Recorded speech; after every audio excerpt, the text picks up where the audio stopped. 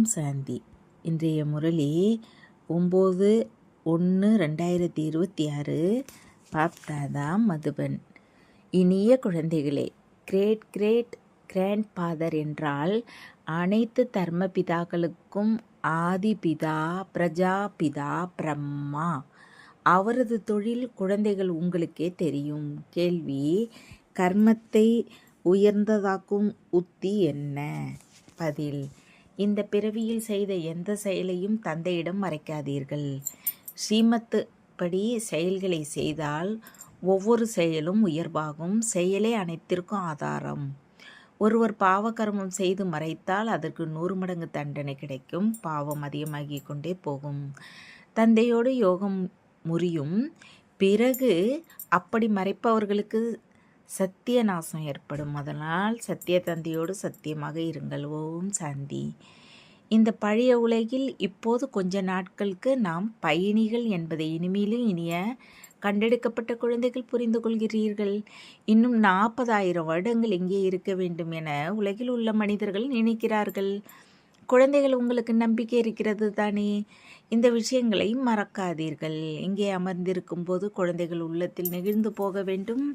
இந்த கண்களால் நீங்கள் பார்க்கும் அனைத்தும் அழிய வேண்டும். ஆத்மா அழியாதது. ஆத்மாக்கள் நாம் முழுமையாக 84 பிறவிகளை எடுத்திருக்கிறோம். இப்போது அழைத்து செல்வதற்காக தந்தை வந்திருக்கிறாய் என்பதும் புத்தியில் இருக்கிறது. பழைய உலகம் எப்போது முடியுமோ அப்போது புது உலகை உருவாக்க தந்தை வருகிறார். புதிய உலகிலிருந்து பழையது, பிறகு பழைய உலகிலிருந்து புதியது. இந்த சக்கர ஞானம் உங்கள் புத்தியில் இருக்கிறது. அநேக முறை நாம் இந்த சக்கரத்தை சுற்றி வந்திருக்கிறோம். இப்போது இந்த சக்கரம் முடிகிறது. பிறகு புது உலகில் மிக குறைந்த தேவர்கள் நாமே இருப்போம். மனிதர்கள் இருக்க மாட்டார்கள். இப்போது நாம் மனிதரிலிருந்து தேவராக மாறிக்கொண்டு இருக்கிறோம். இந்த நம்பிக்கை உறுதியாக இருக்கிறது தானே? மற்றபடி கர்மமே எல்லாவற்றிற்கும் ஆதாரம். மனிதர்கள் தலைகீழ் வேலை செய்தால் அது நிச்சயம் உள்ளே உறுத்தும். அதனால் இந்த பிறவியில் அப்படி எந்த பாவத்தையும் செய்யவில்லை தானே என்று தந்தை கேட்கிறார்.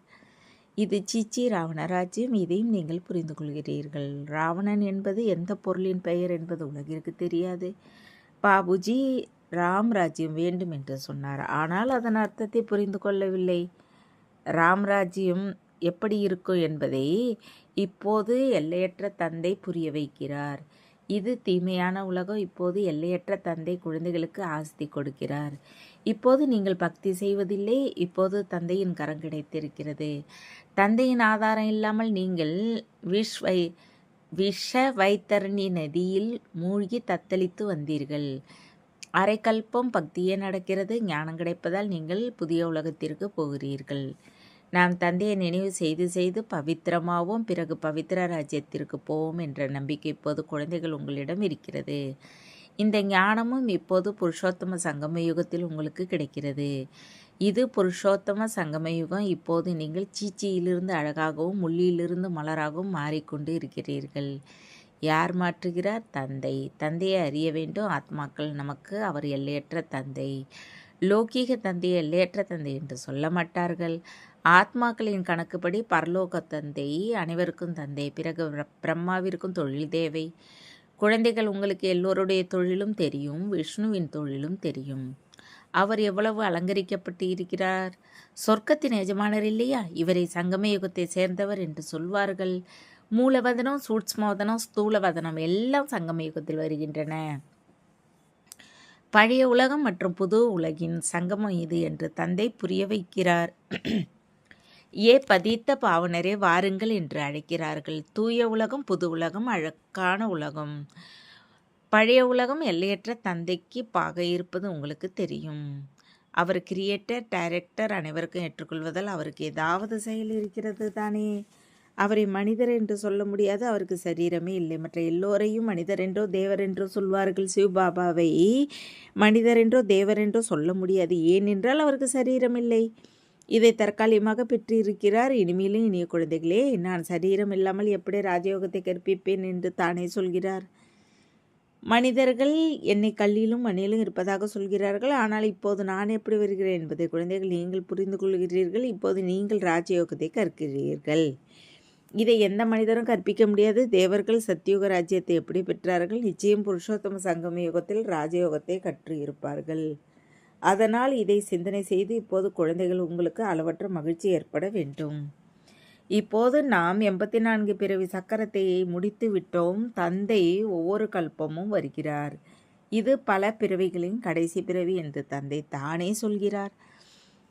சத்தியுக இளவரசராக இருந்த ஸ்ரீகிருஷ்ண பிறகு 84 பிறவி சக்கரத்தை சுற்றி வருகிறார். நீங்கள் சிவபாபாவிற்கு 84 பிறவிகள் என்று சொல்ல மாட்டீர்கள். உங்களிலும் நம்பர்வார் முயற்சிக்கு தக்கபடி அறிந்திருக்கிறீர்கள். மாயா மிக கடுமையானது, அது யாரையும் விடுவது இல்லை. இது தந்தைக்கு நன்றாக தெரியும். அதற்காக தந்தையை ஏதோ அந்தர்யாமி, மனதை அறிந்தவர் என நினைக்காதீர்கள். அனைவரின் நடவடிக்கையை பார்த்து அறிகிறார். மாயா ஒரேடியாக பச்சையாக வயிற்றுக்குள் போட்டதாக செய்தி வருகிறது. அப்படி பல விஷயங்கள் குழந்தைகள் உங்களுக்கு தெரியாது.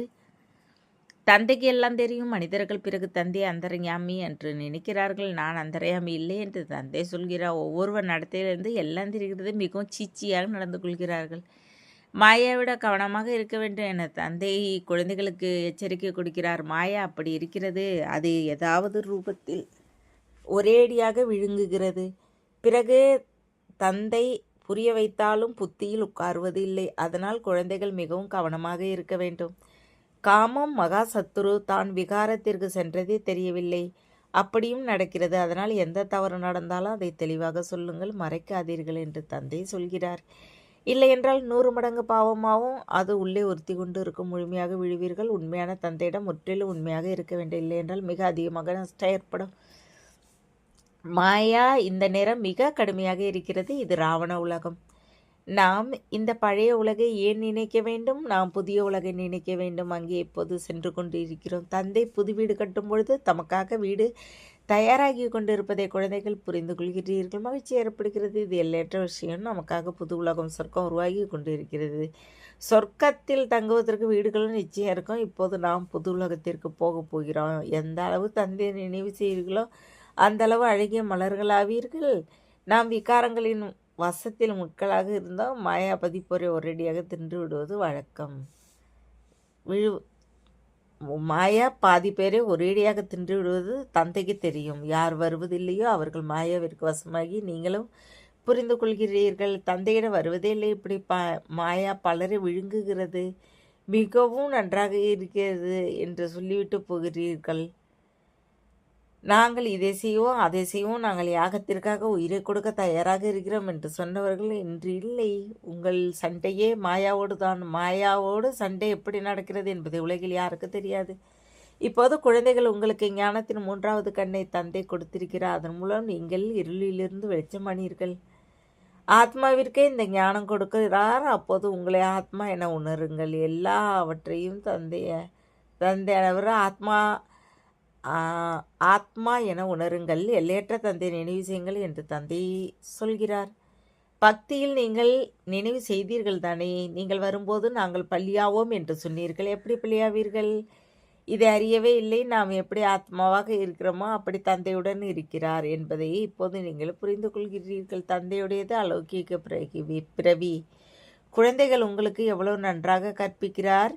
இவர் அதே தந்தை. இவர் ஒவ்வொரு கல்பமும் நமக்கு தந்தையாகிறார். நீங்கள் தாமே சொல்கிறீர்கள், நாமும் பாபா பாபா என்று சொல்கிறோம்.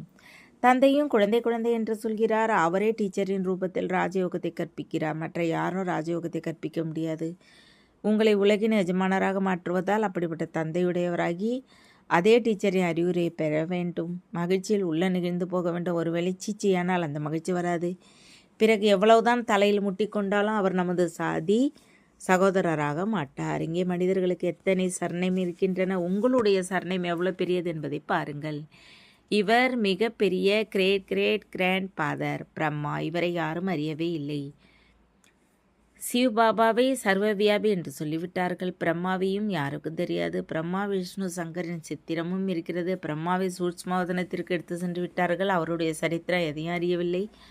சூட்ச்மவதனத்தில் பிரம்மாவை காட்டிலாம் பிரஜாபிதா பிரம்மா எங்கிருந்து வருவார்?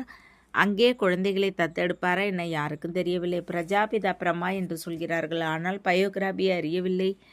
இது எனது ரதம் என்பதை தந்தை புரிய வைத்தார். பல பிறவிகளின் கடைசியில் நான் ஆதாரமாக பெற்றிருக்கிறேன். இந்த புருஷோத்தம சங்கம யுகம் கீதையின் காலம்.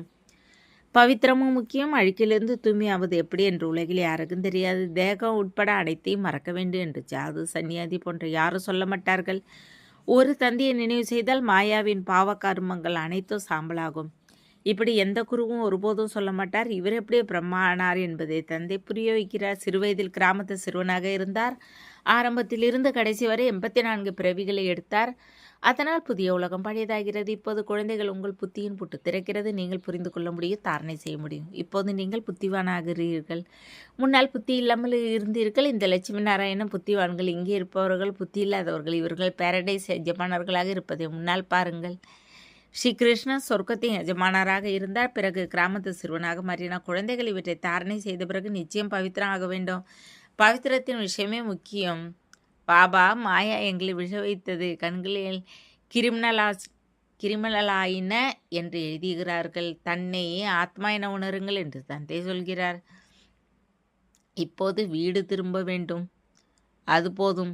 தந்தையை நினைவு செய்ய வேண்டும். இன்னும் கொஞ்ச நேரத்திற்கு சரீர நிர்வாகத்திற்காக கர்மங்களை செய்துவிட்டு நாம் சென்று விடுவோம். இந்த பழைய உலகின் அழிவிற்காக சண்டையும் நடக்கிறது. எப்படி நடக்கிறது என்பதை நீங்கள் பார்க்க வேண்டும். நாம் தேவி தேவராவதால் நமக்கு புது உலகம் தேவை. அதனால் அழிவு நிச்சயம் ஏற்படும் என்பதை புத்தியில் புரிந்து கொள்கிறீர்கள். ஸ்ரீமத்துப்படி நாம் நடந்து புது உலகத்தை ஸ்தாபனை செய்து கொண்டிருக்கிறோம். நான் உங்கள் சேவையில் இருக்கிறேன் என்று தந்தை சொல்கிறார். அழுக்கான எங்களை தூய்மையாக்க வாருங்கள் என நீங்கள் வேண்டுகோள் விடுத்தீர்கள். அதனால் உங்கள் வேண்டுகோளுக்கு இணங்க நான் வந்திருக்கிறேன். உங்களுக்கு மிக எளிய வழியை சொல்கிறேன். மன்மனா பவ, இது பகவான் வாக்கு. ஆனால் ஸ்ரீ கிருஷ்ணரின் பெயரை கொடுத்து விட்டார்கள். தந்தைக்கு அடுத்தது ஸ்ரீ கிருஷ்ணர். இவர் பரந்தாமத்தின் எஜமானர். அவர் உலகின் எஜமானர். சூட்ச்ம வதனத்தில் எதுவும் நடப்பதில்லை. எல்லோரையும் விட நம்பர் 1 ஸ்ரீ கிருஷ்ணர். அவருக்கு மிகுந்த அன்பு செலுத்துகிறார்கள். மற்றவர்கள் அவருக்கு பின்னால் வருகிறார்கள். சொர்க்கத்திற்கு எல்லோரும் போக முடியாது. எனவே குழந்தைகளுக்கு எலும்புகள் வரை மகிழ்ச்சியில் இருக்க வேண்டும். செயற்கு மகிழ்ச்சி செல்லாது. வெளியிலிருந்து விதவிதமான குழந்தைகள் தந்தையிடம் வந்தார்கள். அவர்கள் ஒருபோதும் பவித்திரமாக இருந்ததில்லை. விகாரத்திற்கு போகிறார்கள். பிறகு ஏன் வருகிறார்கள் என் தந்தை கேட்கிறார். என்ன செய்வது? தூய்மையாக செய்வது முடியவில்லை. தினந்தோறும் வருகிறேன். எப்போதாவது அப்படி ஏதாவது அம்பு தைக்காதா என நினைக்கிறேன். உங்களை பற்றி வேற யார் சத்கதி கொடுப்பார் என்று சொன்னார். வந்து உட்கார்ந்து இருந்தார். மாயா மிக பிரபலமாக இருந்தது. பாபா நம்மை அழுக்கிலிருந்து தூய்மையாக்கி அழகிய மலர்களாக மாற்றுகிறார் என்ற நம்பிக்கையும் ஏற்படுகிறது. எனினும் என்ன செய்வது? இருந்தும் உண்மையை சொன்னார். இப்போது நிச்சயம் அவர் திருந்திருப்பார். இவர் மூலமாக நான் திருந்துவேன் என்ற நம்பிக்கை அவருக்கு இருந்தது. இந்த நேரம் எத்தனை